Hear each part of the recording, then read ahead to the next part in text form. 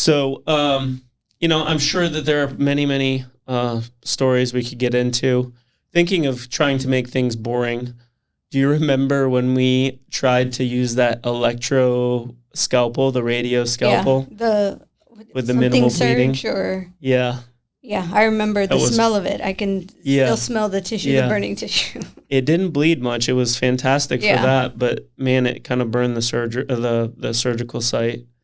Remember, I had a lady who she got some nerve feeling from it, but that lady was the last person we used it on. It was a highly touted, highly recommended piece of machinery. It was not cheap.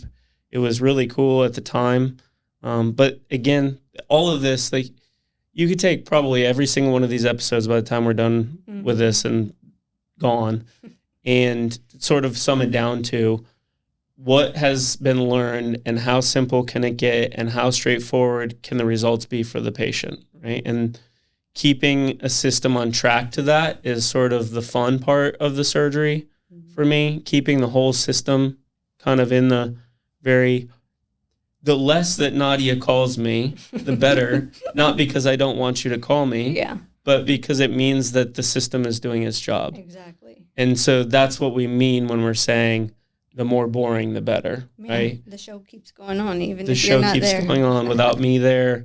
And even if I am there and the restorative dentist is not there, the show can still continue on because we're all speaking the same language. Yeah. And that patient didn't have some overcomplicated, crazy thing. And that can be hard to differentiate yourself from because, again, going back to it, it could be hard to communicate to the patient that me being relaxed and straightforward to your case, letting you know it's going to be an easy surgery, can come across as being very cowboy, very, cavalier with things.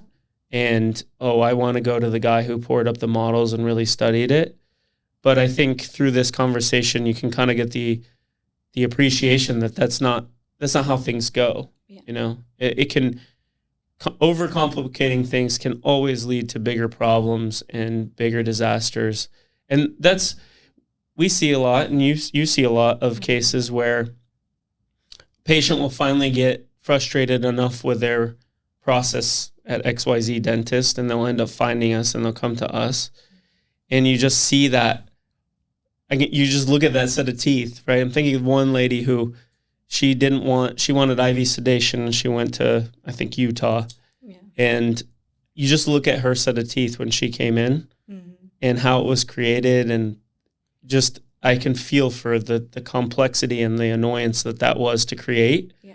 But at the end of the day, how awful the result was. Yeah. And she got to the end of her rope with that and then came to us. And isn't that cool? Like a very rewarding part of the job where you can fix that and put it back together instantly. Exactly. It was just scan and then see her the next day. Yeah. At the end of the day, it's just it's not necessary. Like the pre-planning, it looks cool. It makes for a really good Instagram posts. It's a great way to justify the degrees on the wall. Yeah. Yeah. It looks cool, but the result was always pretty much the same. You mean in terms of the outcome of overcomplicating versus being it straightforward? Well, there wasn't this huge wow factor in the final set of the teeth, right? Mm-hmm. It was still pretty much the same outcome. The patient has a nice smile, and you can still achieve that keeping it simple. Yep. Versus all this pre-planning and dark rooms and whatnot.